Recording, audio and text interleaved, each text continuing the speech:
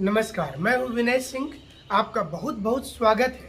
आज की विश्लेषण पूरी होगी कि क्या आने वाले समय में जेएसएससी की नियुक्ति निकलेगी, और दूसरी विश्लेषण होगी आज की कि क्या इस पूरे प्रकरण में जो झारखंड सरकार की नींद उड़ा दी, जो आंदोलन हुआ झारखंडी युवा मांगे रोजगार का, उसमें क्या कोई एक व्यक्ति के चलते ऐसा हो पाया है? क्योंकि कई कोचिंग इंस्टीट्यूट ने दावा कर दिया कि उन्होंने इस आंदोलन को सफल कर दिया।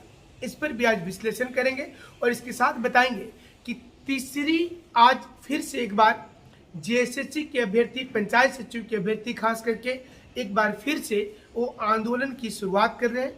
उनका आंदोलन अब शुरू हो रहा है रिजल्ट जारी करने को लेकर। वहीं दूसरी ओर एक अच्छी खबर भी आ रही है कि रिजल्ट जारी करने को लेकर सरकार संकल्प हो चुकी है और वो अब कानूनी पहलू पर अध्ययन कर रही है कि रिजल्ट जारी करने पर किसी प्रकार की कोई दिक्कत तो नहीं आएगी। तमाम चीज़ों पर हमारा नज़र होगा और आपको जो हैशटैग है, बहुत से लोगों से हम रिक्वेस्ट करेंगे कि आप हैशटैग डाल दें कमेंट बॉक्स में, ताकि जो बच्चे इस समय में सपोर्ट कर रहे हैं आंदोलन को, वो सही प्रकार से इसे दिखाएं, सही प्रकार से बताएं, जिसमें कि ज़्यादा से ज़्यादा ट्विटर पर ट्रेंड करे। जो पंचायत सचिव के अभ्यर्थी, लिपिकीय अभ्यर्थी, जो अब ये रिजल्ट जारी करने को लेकर एक नया ट्विटर अभियान आज शुरू किए हैं। अब आपको ये जानकारी दे दें कि जेएसएससी के अभ्यर्थी ने जो आंदोलन चलाया था, ये आंदोलन सफल हुआ और इस आंदोलन में बड़ी संख्या में स्टूडेंट ने भाग लिया। 5 लाख से ज़्यादा ट्विटर पर लोग मैसेज किए, ट्वीट किए और ये ट्रेंड करने लगा। ट्रेंड करने के बाद सरकार दबाव में आई और सरकार ने अनाउंसमेंट कर दिया कि वो बहुत जल्द ही सारी नियुक्ति कर देगी। झारखंड में 3 लाख से ज़्यादा पद खाली है, सभी नियुक्ति की बात कर दी। टीचर के लिए काउंसलिंग भी होगी और इसके लिए नियमावली भी बनाई जाएगी। जेटेड वाली की सीधी काउंसलिंग भी हो सकती है। ये सारी चीज़ें एक बार हुआ, 1 महीने के अंदर रिजल्ट आ जाएगा। 1 महीने के अंदर सभी नियुक्ति पूरी करने की प्रक्रिया शुरू कर दी जाएगी। 1 महीने के अंदर विज्ञापन लाया जाएगा। इन सब चीज़ के बीच एक और बैठक हुई कांग्रेस की, जिसमें जो तमाम विधायक पहुंचे थे कांग्रेस के, उन्होंने ये बोला कि क्या अब जनता के बीच जाना उनके लिए मुमकिन है? जनता को क्या जवाब देंगे? सिर्फ नियमावली के पेच को समझते हुए उन्होंने कहा कि नियमावली बनाने के बाद ही 1 महीने के अंदर विज्ञापन निकाला जा सकता है, नहीं तो कुछ भी नहीं होगा और जनता को जवाब देने में बहुत ज़्यादा दिक्कत हो रहा है। कई विधायकों के बीच में आपस में मनमुटाव भी हुआ। डॉक्टर रामेश्वर उरांव से कई विधायकों ने सीधा सवाल किया और ये कहा कि अब आप ना तो विधायकों से भी बात करते हैं और ना उनके काम को सीरियसली लेते हैं, लेकिन जनता में आप तो जनता से मिलते नहीं। जो विधायक जनता से मिलते हैं उनको बहुत दिक्कत होता है, तरह तरह के सवाल का सामना करना पड़ता है। यहाँ पर रोजगार का मुद्दा भी उठा। कांग्रेस विधायक दल के इस कार्यक्रम में आलमगीर आलम भी मौजूद थे और उनके सामने भी बहुत बकझक भी हुई नेताओं के बीच में, और उन्होंने ये कहा कि ठीक है, हम आगे से कोशिश करेंगे कि युवाओं के मुद्दे पर आगे आकर के काम किया जाए।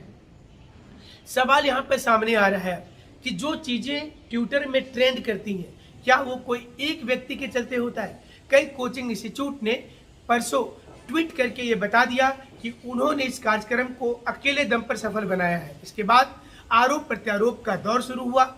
कई कोचिंग इंस्टीट्यूट ने अपने कमेंट्स सेक्शंस को ही ऑफ कर दिया क्योंकि स्टूडेंट्स गुस्से में आ गए। स्टूडेंट को लगने लगा कि सारा मेहनत वो किए, सारी चीज़ें उनकी थी, प्लानिंग उन्होंने किया, ट्वीट भी वो लोग किए, लेकिन आज कोचिंग इंस्टीट्यूट वाले इसका श्रेय क्यों ले रहे हैं? ये कोई मैडम या सर ने मिलकर के इसे सफल नहीं किया, बल्कि ये तमाम युवा में, लाखों में जो तादाद है, संख्या है झारखंड में, उन्होंने इस पूरी स्थितियों को ट्रेंड किया। कोचिंग वाले तो कोई भी ट्वीट करने से डरते हैं। कोचिंग वाले को तो लगता है कि अगर वो ट्वीट करेंगे तो उनको पकड़ लिया जाएगा। हाँ, कुछ कोचिंग वाले ने जरूर से बड़े रूप में साथ दिया होगा, लेकिन युवाओं का जो दल था, वो दल ने लगातार दिन रात मेहनत किया इसके लिए। प्रशासनिक लोगों के टारगेट पर भी कई स्टूडेंट आ गए होंगे और इन चीज़ों को कोचिंग वाले को समझना चाहिए। कोचिंग इंस्टीट्यूट को ये समझना चाहिए कि ये आंदोलन युवाओं ने शुरू किया था। इस युवा के आंदोलन में अगर आपने किसी यूट्यूब में बोल दिया कि आप हैशटैग लगा करके ट्रेंड कीजिए, इसका मतलब ये नहीं है कि एक मैडम ने या फिर पूरे एक सर ने इस आंदोलन को अंजाम दिया हो और झारखंडी युवा मांगे रोजगार को ट्रेंड करवाया हो। इस प्रकार की चीज़ों से यूनिटी टूट जाती है। काम करने वाले जो लोग होते हैं उन्हें बहुत दिक्कत होती है। उन्हें हतोत्साहित नहीं करना चाहिए कि आप कोई व्यक्ति काम करके दिन रात मेहनत करके अपने करियर को दांव पे लगा के, युवा जो हैं वो तैयारी छोड़ करके इस काम में लगे हुए हैं कि सारे लोगों का भला हो, जो लोग कर रहे हैं। और हमारे पास जो हमारा एनालिसिस कहता है कि इसमें खास तौर पर पंचायत सचिव, लिपिकीय और विशेष आरक्षी वाले जिनका रिजल्ट रुका हुआ था, उन्होंने सबसे ज़्यादा मेहनत किया इस पूरे चीज़ों के लिए। उनकी टीम ने मेहनत किया, उन्होंने सभी स्टूडेंट को समझाया और पर्टिकुलर हमने देखा कि लगभग सभी वैसे यूट्यूबर्स से उन्होंने बात किया कि आप हमें थोड़ा सपोर्ट कीजिए, हमारे इस अभियान को साथ दीजिए। और यही कारण था कि उनका ये सक्सेस हुआ, क्योंकि युवा जब तक नहीं जुड़ते, हजारों की तादाद में ट्वीट नहीं करते, तो ये सक्सेस नहीं हो पाता। और सरकार के ऊपर जो दबाव आज दिख रहा है, इसका कारण ये लाखों युवा हैं जो स्थितियों से, परिस्थितियों से आज वो नाराज चल रहे हैं। उन्हें लग रहा है कि झारखंड में अगर यही दशा रहा तो उनके साथ साथ उनके जो छोटे भाई बहन हैं, भतीजा हैं, उनकी करियर भी बर्बाद हो जाएगी, क्योंकि यहाँ पर नियमावली का पेच हमेशा रह जाएगा और कभी भी ये पूरा नहीं होगा। तो तकरीबन 5000 जेएसएससी की वैसी नियुक्ति जो पिछले कई दिनों से सिर्फ इसलिए फंसी हुई है कि हाईकोर्ट ने कुछ बोल दिया, सरकार उसे समझ नहीं पाई, जेएसएससी उसकी बात को नहीं समझी, जेएसएससी की बात को कार्मिक विभाग नहीं समझा। तो अब इसमें बीच का रास्ता निकालते हुए अब पंचायत सचिव के उन अभ्यर्थियों से पूछा जाएगा कि क्या आप दूसरे डिस्ट्रिक्ट में ज्वाइन कर सकते हैं जिस डिस्ट्रिक्ट को शेड्यूल्ड डिस्ट्रिक्ट नहीं माना जाता है। क्या आप अपनी वरीयता दूसरे जिला को दे सकते हैं, और इसके बाद नया मेरिट लिस्ट निकाल दिया जाएगा जिसमें किसी प्रकार की पेच नहीं होगी।